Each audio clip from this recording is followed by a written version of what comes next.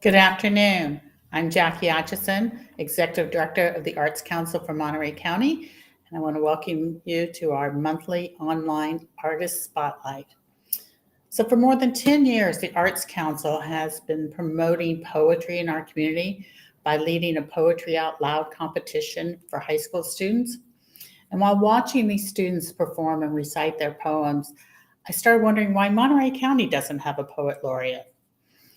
And then last year, well, actually in 2021, Amanda Gorman exploded onto the scene. And I thought, wow, this is really the time to move forward with the Poet Laureate program.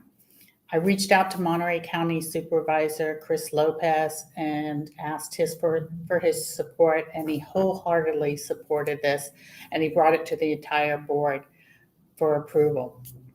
So the mission of a Poet Laureate is to elevate poetry in the awareness of our residents and to help celebrate the literary arts, serve as an advocate for poetry, literature, and the arts, lead a community project that makes poetry more accessible, and contribute to Monterey County's poetry and literary legacy.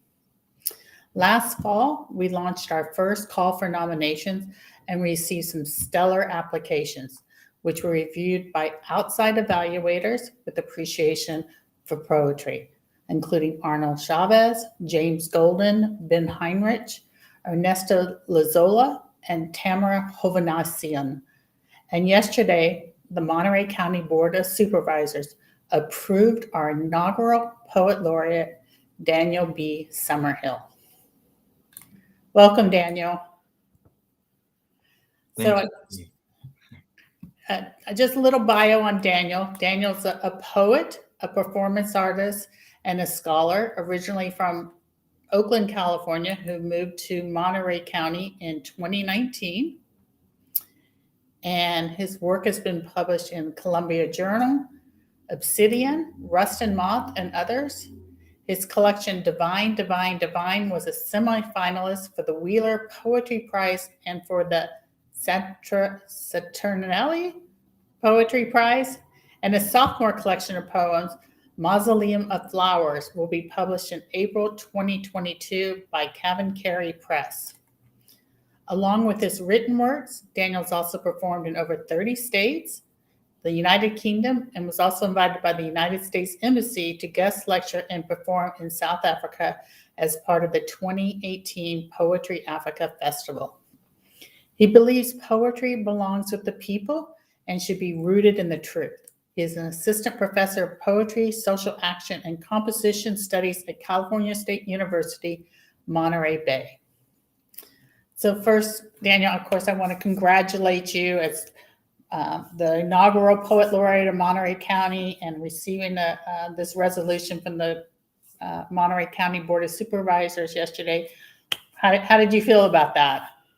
Yeah, so immediately it feels a little bit surreal, and then right after that, like extreme honor. There's an extreme honor, I think, to represent like an entire county, to represent the people of an entire county, and then to do so through the truth telling of poetry. So a bit overwhelming, but definitely a huge honor. Yeah, it was great that the county board offered this resolution, which we'll get from them in a few weeks. I'm sorry we couldn't be there in person. I also want to show the award that the Arts Council will be presenting to you in the near future.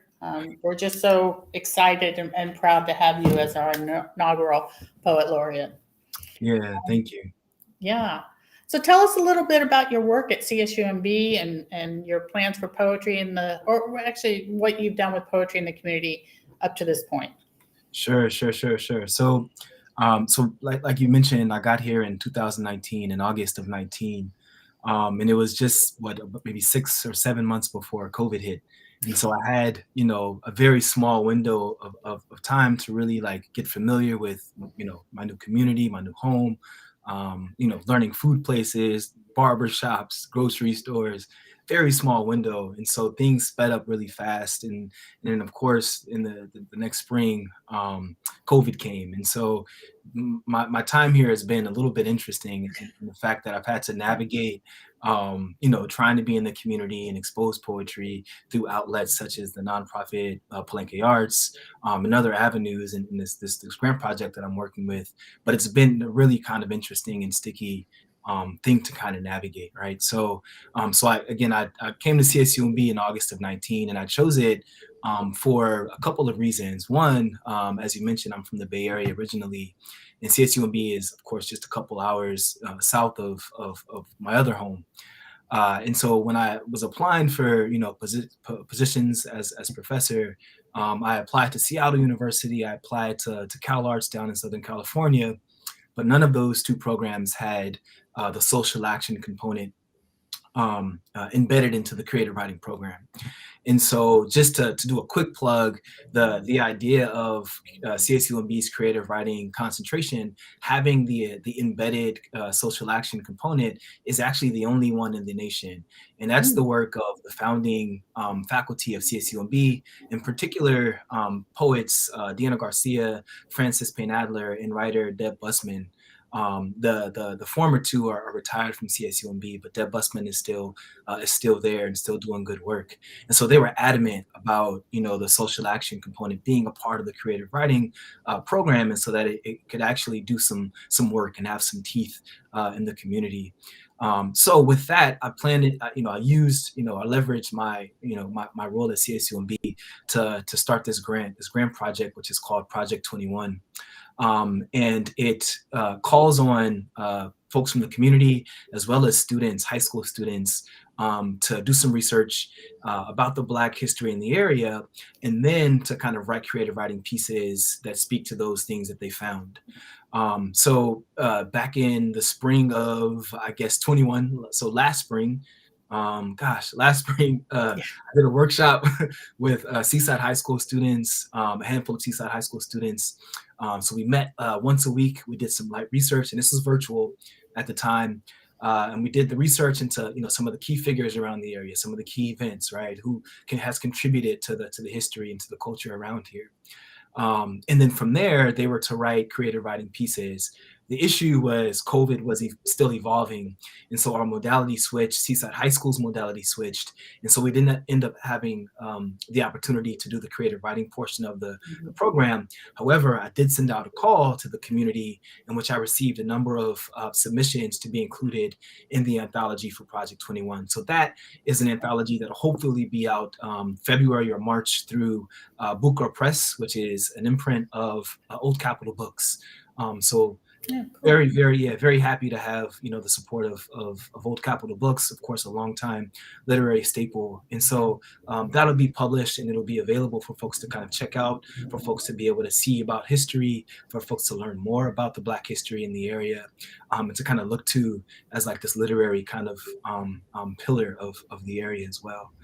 So beyond that, I'm on the board of Palenque Arts, and we've established a academy, a literary arts academy, that not only looking at poetry, but all of literary arts. So that can be helping parents with like resume workshops, or perhaps it is a poetry workshop or a spoken word workshop, right? And we've done several events up until now. We had an open mic event with the Epicenter from Salinas last fall, last October. And then we also did another event with gospel singer Carlos Tutris, in which we had a couple of spoken word artists paired with his vocals, and it was just an amazing night. It was beautiful and lovely. So those are some of like the events that I've been able to be a part of, and hopefully I'll be able to continue to foster. But really my goal is to try to figure out how to get more into the schools and to kind of reach some of the younger folks in the area. Right. And we appreciate your help, because we know that you are helping us quite a bit with Poetry Out Loud coming up pretty soon here. So that's been really a great asset to us for sure. So I'd love to have our viewers experience some of your poems. Do you have something you can share with us today? Sure thing. I'll read a couple poems, and I'll start with a poem about my grandfather. My late grandfather, who I like to call into the spaces that I'm a part of, And especially this one, which is a huge space and a huge platform. And sometimes when I don't know what to do, sometimes when I'm at a loss for words or a loss for direction, I think about my grandfather and kind of consider what he might do. And so this is a poem that honors him and thinks about him. And it's called Sunday in Oakland. You ask about the weather outside in an attempt to stretch our visit. And for the next 22 minutes, flaxen leaves smother the ground. The clouds are selfless, and Oakland is golden today, like all other days, because Oakland measures its weather by the number of black bodies basking in the sun around Lake Merritt. By now, the most complicated thing you can remember of me is my name and how it forces your tongue to press against the roof of your mouth twice before the tension in your jaw is released. It is your only exercise. Routinely, you spend your time in bed until you are not. And then, like a moment at attention, the day is as grand as your body will allow. Oxfords, where the creases excavate themselves into a groove, a pork pie crown, and a shirt that you ironed collar first for your trip to refill your bag of chia seeds and other items your VA doctor recommended, mostly aimed at preserving a body that broke in 43 during the swing of the Allies' fist. Your power chair hoist a flag that isn't red, white, and blue, but is as American as Jim Crow. And you and what's left of the 92nd Infantry clasp onto your buffaloes as if they're the only thing you've claimed as your own. It's Sunday, and if there was a day of the week to sink into yourself, it would have to be the Lord's Day, no matter your position to God. You are no exception to this rule. You sit at the edge of a bed that is also half machine and ask me to turn the TV down before, in a swift motion, you bring your legs to rest on your mattress, their stiff landing, the last thing I hear from you. And your breathing slows, almost still. Your nasal passages soften, as if rehearsing how to leave gently. And I am reminded how some stars we admire don't exist anymore. How, by the time we praise them, they've already shrapneled into God's palms. And so that's Sunday in Oakland. And I'm going to read one more poem, which is called Ode to Elijah. And it's a poem that folks have requested and asked me to read. So I'll share that one. And it's about my nephew, who is awesome and gorgeous and amazing, but hasn't always been told that. So this is a poem called Ode to Elijah.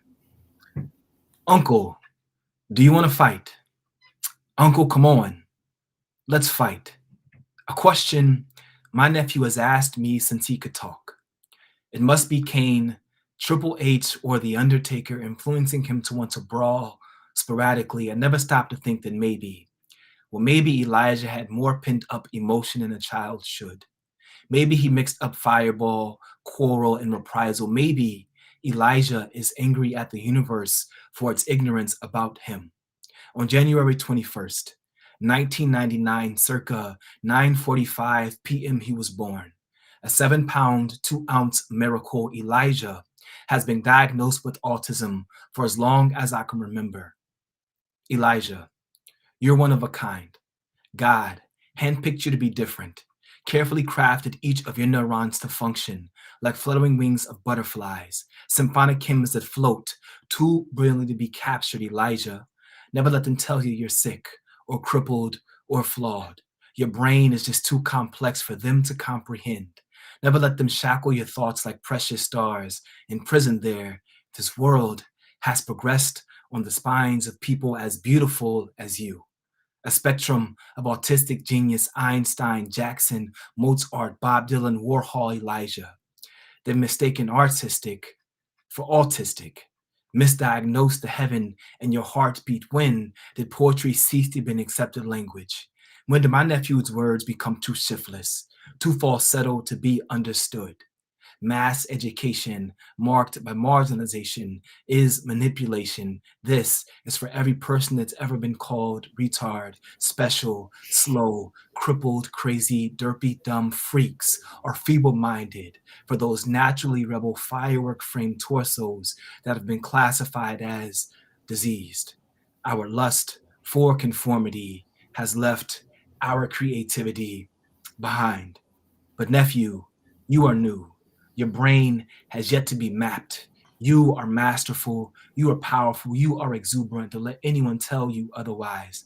Never let them Christopher Columbus a mind that God already lives in. May your voice be as free as your ancestors once were. Speak with the courage we've all abandoned. Live big, live gorgeous, live on purpose. And the next time you ask me to fight, well, I'll say, yeah. Yeah, Elijah. We'll fight this unappreciative world together. Just you and me, one day at a time. Thanks. Heart-wrenching. Those are beautiful, Daniel. Really beautiful. So stirring. Thank you. We're getting a lot of feedback from people who are just really touched by your words. Jeez, thank you. So from now, we'd like to hear more of your plans and ideas during your term as Poet Laureate. As you know, we do ask for a special project during your term, so we'd like to hear more about what you have up your sleeves here. Yeah, sure. So I have to admit that it's a pretty ambitious task, I would say, and I would say for two reasons. One is separate from just being laureate in itself, that the poetry is a truth-telling medium. It's a truth-telling and a medium that requires you to excavate. Poetry requires you to see things about yourself that you might not have seen before. And so I guess in short, the thing that I want to do the most is allow folks to kind of witness, make sense of, and use language, use poetry as a way to make sense of themselves and of their community and of the larger world. And so the way that I plan to do that, there's several kind of things that I want to do. Firstly, I want to establish an open mic and a platform for folks to come, to be themselves, to share their words, to share what they're thinking, share what's on their heart. And I want that to be sustainable. So not just during my term, but I want this to be something that will last beyond me. Secondly, I plan to and I want to do several workshops. And so this could be at libraries, this can be at different, maybe high school campuses, but I want to be able to connect with folks more on a communal level, and not so much in a official level. I want to be able to chat and candidly and have conversations and down to earth, kind of spills about whatever is on folks' minds. And I think those are the things that leads to the truth. Those are the things that leads to understanding what folks are going through. And of course, this is an unprecedented time. And of course, poetry can be that thing that folks find solace in. So hopefully through open mics and through workshops, and even readings that'll happen as well, that'll be a way for folks to kind of make sense of some of the triumphs and some of the tribulations that are occurring now. The kind of pinnacle or biggest thing that I hope to accomplish is to establish some sort of anthology, and I'm still working on what that'll look like. But a couple of ideas that I have is, one is to establish some sort of phone line in which folks can call in and hear poems, but the poems will be kind of categorized according to a different subject. So if somebody's dealing with, I don't know, X thing, they can call perhaps this line and hear poems by Monterey County poets or folks in the area that may have written about the thing that they're dealing with. And hopefully that'll help them. If not, make them feel better, at least help them maybe make sense of what they might be going through. So that's an idea. So if you're watching this right now and you know stuff about phone lines and how to set those up, in terms of calling in, reach out and we can chat a little more.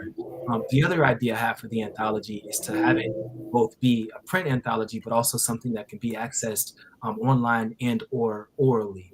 A lot of our county, is Latinx. A lot of our county is cultured and diverse. And so what does it mean to only have an anthology that only serves half of the county, right, or a portion of the Right. county. And so I think what's been lost recently in the poetry and literary community is the idea of orality and what it means to actually tell stories via the mouth, via the body. And there's something really rich about that, right? So a lot of folks say language can be a barrier, and yes, it can, but language can also unite. Language can also help us make sense of things. And so my idea is to kind of use orality as well as the page to kind of bring folks together so that everybody can be a part of that anthology in some way or another, no matter what kind of background culturally or identity that they come from. So those are some of like the main things that I hope to accomplish. But outside of that, I want to learn more and be more plugged in with the community, right? Like I want this to not be me on a pedestal, but rather me trying to learn more about the folks that are in the area. So many more stories to tell than I might in my own belly. That they have stories and songs and poems that they want to share. So my idea is to just help them, provide a platform and expose their work and expose their stories. Absolutely. No, that sounds great. Yeah. I'm really looking forward to seeing what you do this next 2 years here. I know we're a little, we still have to hold back a little bit because of the COVID, but Yeah. I think we can still move forward on some of your plans. Sure. So tell us what else is coming up for you in the future. I know that you are working with POL. Anything else going on? Are you back at school yet right now? Yeah. So CSUMB starts back up next 23rd, I think is that Monday. So we start back on contract next week, and then students come back week after that, and it's going to be primarily in person. So we'll see how it goes, right? The shifting kind of nature of Omicron. But what's next? There's a few things you mentioned. Poetry Out Loud, which I'm excited to be a part of again. It's so funny, when I first came to Monterey, to the area, I came to the Poetry Out Loud competition in, I think, 19, I guess, or it had just become 2020, so it was spring of 2020. Oh, right. Yeah, so I came and got to hear, like, again, the talented readings of so many high schoolers from around the county, which was great. Very next year, I was asked to feature at the Poetry Out Loud, although it was virtual. Again, still such a tremendous honor to hear the students read and also to perform and get to read. And then this year, I'll be emceeing the Poetry Out Loud competition in just a couple weeks here. So excited for that as well. Beyond that, I published a book in 21 called Divine, Divine, Divine, which you mentioned, and I'm still very much trying to get that, push that as much as I can. And also this year, I have a book coming out called Vasseline with Flowers through Cobb & Carey Press, and so I'll be doing a bunch of readings, from that work, as well as Divine, Divine, Divine. And actually, on February, it's in February, the second or third week of February. There's going to be an event at CSUMB. I'm still working on the details, but it'll be at CSUMB in person, and it's going to be a part of the Writers from the Edge series, which the HCOM department at CSUMB puts on every year. And so this particular one, we're going to have Tongo Ison Martin, who's the Poet Laureate of San Francisco.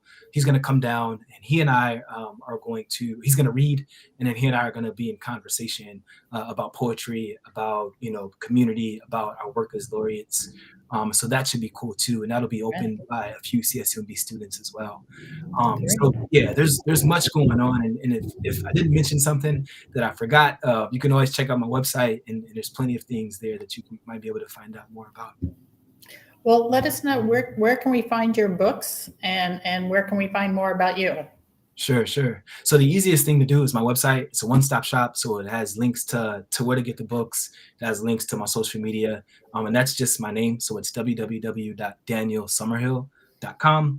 But if you want to follow me on like Twitter or Instagram, it's just Benny Summerhill. So BENNY Summerhill. That's my my handle on both Twitter and Instagram. But yeah, really my website has a link to, if you want to email me, shoot me an email or a message. Also, if you want to connect with me on social media, that's probably the best way to go. I always say too, if you want to buy my book, Divine, Divine, Divine, do so directly from the publisher's website and not from Amazon. Try to get folks the book through the publisher, and not more money into big corporations. So hopefully you can cop that from Nomadic Press, which is the publisher. Nomadic Press. Yeah. Great. Well, I just want to share with you too that I have a book of poetry, Hey. which I created in 4th grade, and I still have it. not that long ago. Hold on to it. I'll share really quick. I'll share Yeah, really quick that that's important. That the fact that you got that in the fourth grade and you still have it. I'll I share. wrote it. I made the book. Oh, Physically made geez. the book. Wow. So in the third grade, so funny that you mentioned that. In the third grade, I wrote a short story. I don't even remember what it was about. But I had a third grade teacher that really loved the short story and encouraged me to keep writing. So fast forward to the ninth grade, when I was a freshman in high school, I had an English teacher. His name was Mr. Ross. So Mr. Ross, if anybody knows Mr. Ross, if you're listening right now and you know somebody by the name of Justin Ross, tell him I'm trying to find him. And I've been trying to find him for years now. But he was my ninth grade English teacher, and we had a unit on poetry. And after we wrote poems, we got to share them aloud with the class. So after I shared my poem, folks liked the poem and enjoyed the poem. After class, the very next day, he had bought me two things. He bought me a journal, which I still have to this day. And he wrote in it, "So much talent, never wasted."